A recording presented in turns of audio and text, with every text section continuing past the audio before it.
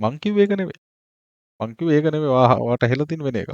මං කිව්වේ ඒක නෙවෙයි. ඒක එච්චර ලොකු දෙයක් නෙවෙයිනේ.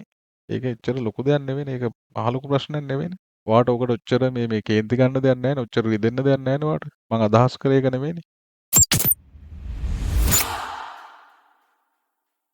අයිබෝන්. ඔයගොල්ලන් ආදරෙන් පිළිගන්නවා අපි අපේ නිසැප් ප්‍රීමියම් YouTube channel එකට.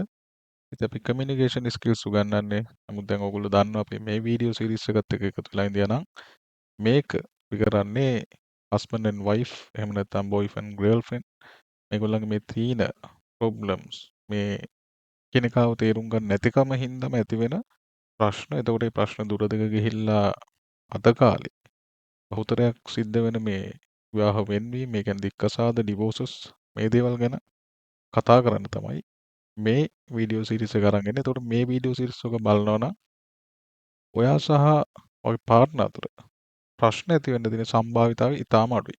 හැබැයි මේක ඔයා සහ ඔයාගේ පාර්ට්නර් දෙන්නම බලන්න ඕනේ. සහ මේක ඔයා මුලින් ඉඳන් බලන්න ඕන අනිවාර්යෙන්. දැන් අපි එපිසෝඩ් ගාණක් කරලා තියෙනවා. ඉතින් අපි අද මේ එපිසෝඩ් එකට ගිහින් බලමු අපිට අද මොනවද ඉගෙන ගන්න තියෙන්නේ කියලා. අද අපි කරන්න යන දේ ඉතාම ඉන්ටරෙස්ටිං. මේක ගොඩක් වැදගත් වෙන්නේ හස්බන්ඩ්ලට, ඒ වගේම වයිෆ්ලටත් වැදගත්. නමුත් අද හස්බන්ඩ්ලගේ පැත්තේ ප්‍රශ්නයක් තමයි අපි කතා කරන්න යන්නේ. අපි දැන් කියන්න යන්නේ දැන් මේ හස්බන්ඩ්ලා ගොඩක් වෙලාවට අපි කලින් වීඩියෝස් වල කතා කරානේ මේ හස්බන්ඩ්ලා හැමතිස්සෙම ගොඩක් වෙලාවට මේ සොලියුෂන්ස් එහෙම නැත්නම් මේ උත්තර සපයන try කරනවා කියලා. එතකොට එයා වෙලාවක් බලන්නේ නැහැ, වෙලාවක් කලාවක් නැහැ, තැනක් නොතැනක් නැහැ. එයා කෙලින්ම උත්තර සපයන්න තමයි හදන්නේ. හැබැයි ඒක හරියන්නේ නැහැ. දැන් ඒක ඔයා දන්නවා. ඔයා කලින් අපේ එපිසෝඩ්ස් ටික බලලා තියෙනවා. එතකොට දැන් මේකෙදි අපි බලමු හස්බන්ඩ් කෙනෙක් යම්කිසි උත්තරයක් දෙනකොට තමන්ගේ වයිෆ්ට යම්කිසි දෙයකට යම්කිසි සොලියුෂන් එකක් දෙනකොට වයිෆ් ඒක නොසලකා හැරියොත් එහෙම නැත්නම් ඒකට එයා චැලෙන්ජ් කරොත් එතකොට මොන වගේ දෙයක්ද මෙතනදී වෙන්නේ? එතකොට ඕක කොහොමද ඔය දෙන්න අතර තියෙන සම්බන්ධතාවයට බලපාන්නේ? එතකොට ඔන්න ඕක තමයි දැන් කතා කරන්න යන්නේ. දැන් වයිෆ් විදියට ඔයා ඔයාගේ හස්බන්ඩ්ගේ මොකක් හරි හස්බන්ඩ් දෙන උත්තරයක් ඔයා ඒක ක්වෙස්චන් කරොත් ඔයා ඒක ප්‍රශ්න කරොත් එහෙම නැත්නම් ඒක චැලෙන්ජ් කරොත් එතකොට මොකද වෙන්නේ? එතකොට හස්බන්ඩ්ට එන්නේ මෙන්න මේ වගේ ෆීලින් එකක්. දැන් හස්බන්ඩ්ට හිතෙනවා වයිෆ් මම කියන එක අහන්නේ. ඒ කියන්නේ අහන්නේ කියන්නේ මාව විශ්වාස නැහැ එයාට. දැන් මම එයාට මේකට සොලියුෂන් එකක් දුන්නාට එයා හිතනවා මේක කේපබල් නැහැ. එහෙම නැත්නම් එයාට මා ගැන තියෙන විශ්වාසයේ ප්‍රශ්නයක් තියෙනවා. මට මේ දේ කරන්න බෑ. එහෙනම් මේ ටාස්ක් එක මට කරන්න බෑ. එතකොට mistrusted ඊට පස්සේ unappreciated ඒ කියන්නේ අගය කිරීම අඩුයි. එතකොට වයිෆ් මාව අගය කරන්නේ නැහැ කියලා හිතනවා. ඊට පස්සේ ඒකත් එක්ක එයාගේ තියෙන කෙයාරින් ගතිය අඩු වෙනවා. හස්බන්ඩ්ගේ තියෙන කෙයාරින් ගතිය අඩු වෙනවා. දැන් ඔයාට ඔයාගේ හස්බන්ඩ් යම්කිසි සොලියුෂන් එකක් දුන්නම ඔයා ඒක නිතර චැලෙන්ජ් කරනවා නම් ඔයා ඒක නිතර ඒකත් එක්ක ආගිව් කරනවා නම් ඒක ක්වෙස්චන් කරනවා නම් එහෙනම් ටික ටික හස්බන්ඩ් ඔයාලට සොලියුෂන්ස් දෙන එක අඩු කරගෙන යනවා. එතකොට ඔයා කියන එක ටික ටික එයා අහන ගතිය අඩු කරගෙන යනවා. ඒක ඔයාට තේරෙනවා වයිෆ් කෙනෙක් විදිහට ඔයා මේක කරනවා. දැන් ඔයා හස්බන්ඩ් කෙනෙක් නම් දැන් ඔයා දන්නවනේ ඔයාගේ ගතිගුණ. දැන් ඔයා අඟහරු වලින් ආපු විදිහනේ අපි කතා කරේ. එතකොට දැන් කාන්තාව ඇවිල්ලා වීනස් වලින්. එහෙම නැත්නම් මේ සිකුරු වලින් ආපු කට්ටිය. එතකොට දෙගොල්ලන්ගේ හැඟීම් වෙනස්නේ. ඉතින් දැන් ඔයා හස්බන්ඩ් කෙනෙක් හින්දා දැන් ඔයා බලන්න ඕන ඔයා යම්කිසි සොලියුෂන් එකක් වයිෆ්ට දෙනකොට ප්‍රොවයිඩ් කරනකොට වයිෆ් ඒක ක්වෙස්චන් කරනවා නම් එහෙම නැත්නම් ඒකට ආගිව් කරනවා නම් චැලෙන්ජ් කරනවා නම් ඔයා බලන්න ඕන ඔයා මේ සොලියුෂන් එක දුන්නේ හරි වෙලාවකද? දැන් අපේ ටයිමින් ගැන අපි කතා කරා අපේ කලින් එපිසෝඩ් එකක. එතකොට මේ හරි වෙලාවකද දුන්නේ මේ සොලියුෂන් එක? වයිෆ් වාගෙන් සොලියුෂන් එකක් බලාපොරොත්තු වෙන වෙලාවකද ඔයා දුන්නේ? එතකොට ඔන්න ඕක ඔයා හිතලා බලන්න. එතකොට ඔයාට ඒක අන්ඩර්ස්ටෑන්ඩ් කරන්න පුළුවන් නම් ඔයාටම තේරුම් ගන්න පුළුවන් හරි මේ වෙලාවේ සොලියුෂන් එකක් දෙන්න යන්න හොඳ නැහැ. එහෙනම් මේ වෙලාවේ කරන්න ඕනේ මෙන්න මේ දේ. මෙයාට ලිසන් කරන එක, අහන එක, ඇහුම්කන් දෙන එක. එතකොට ඔයාටම පුළුවන් ඔයාගේ පැත්තෙන් වුණත් මේ ප්‍රශ්න දුර දිග යන එක නවත්තන්න. ඒකට දැන් ඔයා හස්බන්ඩ් විදියට මම දැන් උදාහරණ කීපයක් දෙනවා. දැන් ඔයා ගොඩක් වෙලාවට එයා ඔයාගෙන් සොලියුෂන් එකක් බලාපොරොත්තු වෙන්නේ නැති වෙලාවක ඔයා සොලියුෂන් එකක් දෙනවා. එයා ඒකට චැලෙන්ජ් කරනවා. එහෙම නැත්නම් ඒක ක්වෙස්චන් කරනවා, ප්‍රශ්න කරනවා. දැන් ඔයා ඊළඟට මෙන්න මේ වගේ උත්තර ටිකක් දෙනවා. දැන් ඔයා ওই වගේ උත්තර ටිකක් දෙන්න යනකොට ඔයා කල්පනා කරන්න ඕන මම මේ අනවශ්‍ය වෙලාවකද මේ උත්තරේ දීලා තියෙන්නේ කියලා. ඔයා ඔච්චර ඕක ගණන් ගන්න ඕනේ නැහැ. දැන් ඔන්න එක. ඔයා ඔච්චර ඕක ගණන් ගන්න ඕනේ නැහැ. ඕක එච්චර ගණන් ගන්න දෙයක් නෙවෙයි. දෙවෙනි එක. මං කිව්වේ ඒක නෙවෙයි. මං කිව්වේ ඒක නෙමෙයි ඔයාට ඇහිලා තියෙන වෙන එකක්. මං කිව්වේ ඒක නෙමෙයි. තුන්වෙනි එක. ඒක එච්චර ලොකු දෙයක් නෙවෙයිනේ. ඒක එච්චර ලොකු දෙයක් නෙවෙයිනේ. ඒක මහ ලොකු ප්‍රශ්නයක් නෙවෙයිනේ.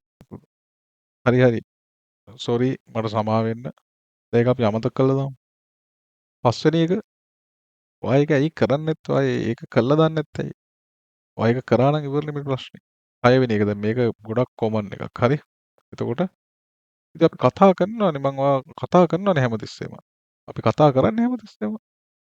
හත්වෙනි එක. ඔයාට ඔකට ඔච්චර මේ කේන්ති ගන්න දෙයක් නැහැ නේ. ඔච්චර රිදෙන්න දෙයක් නැහැ නේ ඔයාට. මං අදහස් කරේ ඒක නෙමෙයිනේ. අටවෙනි එක. ඔයා මොකද්ද කියන්න හදන්නේ? ඔයා මොකද්ද කියන්න හදන්නේ කියලා මට කියන්න. 9. ඒක හරි ඉතින් ඒත් ඔයාට ඒ විදිහට හිතන්න උවමනාවක් නැහැනේ. ඒක හරි. ඔයාට ඒ විදිහට හිතන්න උවමනාවක් නැහැනේ. 10වෙනි එක. ඔයා ඇයි එහෙම කතා කරන්නේ? දැන් ගිය සතියේ වීකෙන්ඩ් එකේම මං ඔයත් එක්කනේ ඉඳියේ. ඉතින් ඔයා ඇයි එහෙම කතා කරන්නේ? මං ඔයත් එක්ක ඉඳියානේ වීකෙන්ඩ් එකේ. මුළු ටයිම් එක මම වෙනුවෙන් වැය කරානේ. 11 වෙනි එක. හරි ඒක අමතක කරලා දාන්න. හරි ඒක අමතක කරලා දාන්නකෝ. හරි හරි මම පිටිපස්ස සුද්ධ කරලා දාන්නම්. ඔයාට ඒක කරාම සතුටුද? මම ඒක කරලා දාන්නම්. 13. හරි මට තේරෙනවා කියන එක. ඔයා කරන්න ඕනේ මෙන්න මේක. 14. දැන් බලන්න දැන් ඕකට අපිට කරන්න පුළුවන් දෙයක් නෑ. 15. දැන් ඔයා ඒක කරලා ඉතින් ඕක ගැන ඔයා නිතර කියවනවා නම් ඒක කරන්න එපා ඒක. එහෙනම් ඒක නොකර ඉන්න. 16. ඔයා ඇයි මේ මිනිස්සුන්ට ඔයාට ඔහොම සලකන්න දෙන්නේ? ඔයා ඒගොල්ලන් අතහැරලා දාන්න. 17. දැන් ඔයාට සතුටක් නැත්තම් මේ අපි ඩිවෝස් වෙමු. අපි ඩිවෝස් වෙන එක තමයි හොඳ. 18. හරි හරි. එහෙනම් මේ අදින් පස්සේ ඒක ඔයා කරන්නකෝ. අදින් පස්සේ ඔයා කරන්න ඒක. හරියට කරන්නකෝ. 19. හරි අදින් පස්සේ ඒක මං කරන්නම්. ඔයා කරන්න ඕනේ නෑ මං කරන්නම් ඒක. 20. ඇත්තටම ඉතින් මං ඔයා ගැන හිතනවා මං ඔයා ගැන වොරි වෙනවා. පිස්සුනේ ඔයාට. මං ඔයා ගැන කොච්චර හිතනවද? 21. කරුණාකරලා ඔයා කෙලින් කියනවද මේ මොකද්ද කියලා? පොයින්ට් එක කියනවා හරියට මේ වට යන්නේ නැතුව. 22. අපිට කරන්න තියෙන්නේ මෙච්චරයි. කියලා ඒකෙන් කියාගෙන යනවා. 23. ඒක විතරක් නෙවෙයි උනේ. ඒක විතරක් නෙවෙයි උනේ. කියලා තව කියාගෙන යනවා. දැන් මේ කිව්ව මේ ප්‍රකාශන දැන් මේ හස්බන්ඩ්ලා මේ කියන මේ ඔක්කොම ප්‍රකාශන මොකටද මේගොල්ලෝ කියන්නේ? මේගොල්ලෝ කියන්නේ දැන් යම්කිසි උත්තරයක් දුන්නට පස්සේ ඒක වයිෆ් චැලෙන්ජ් කරාම එයා මේ හංගවන්න උත්සාහ කරන්නේ එයාගේ අර අප්සෙට් ෆීලින් එක. ඒ කියන්නේ එයාට තේරුණානේ ඒ කියන්නේ වයිෆ් මම දුන්න සොලියුෂන් එක පිළිගත්තේ නැහැ. එතකොට එයාට පොඩි මිස්ට්‍රස්ට් එකක් එනවා. ඒ කියන්නේ තමන්ව වයිෆ් විශ්වාස කරන්නේ නැහැ කියන හැඟීම. සහ ඊට පස්සේ තමන් ඇප්‍රීෂিয়েට් කරන්නේ නැහැ කියන හැඟීම. එතකොට ඒ දේවල් තමයි මෙයා මේ ප්‍රකාශන හරහා එළියට දෙන්න උත්සාහ කරන්නේ.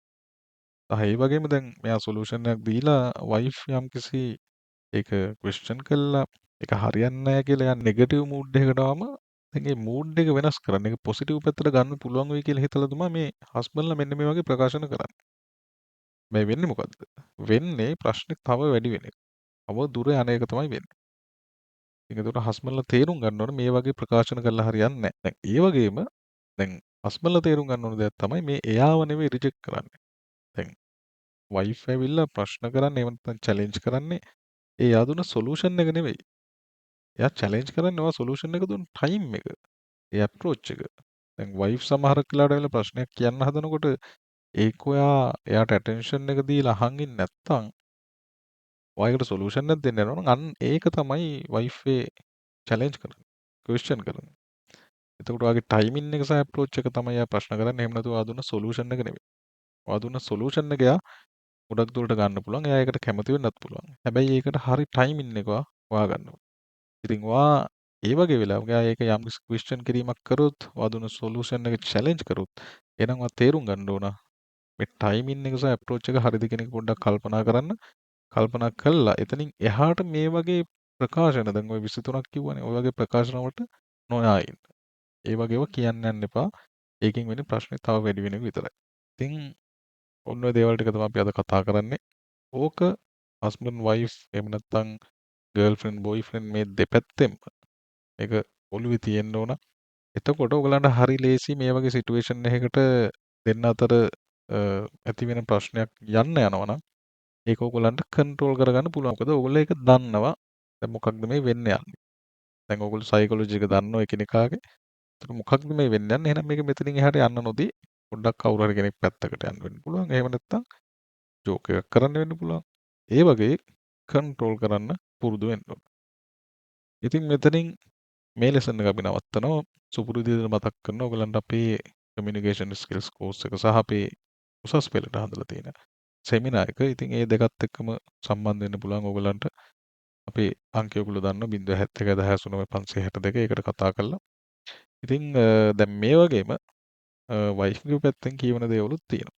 හස්බන්ඩ් කිව්වා වගේම වයිෆ්ගේ පැත්තෙන් කියවන දේවල් තියෙනවා. ඉතින් ඒ ටික අපි අපේ ඊළඟ වීඩියෝ එකෙන් ගේනවා. දැන් වයිෆ්ලාට පුළුවන් ඒ වීඩියෝ එක බලලා තේරුම් ගන්න තමන් මොනවද කියන්න කියලා. හරි. අපි එහෙනම් අපි ඊළඟ වීඩියෝ එකේ හම්බෙමු.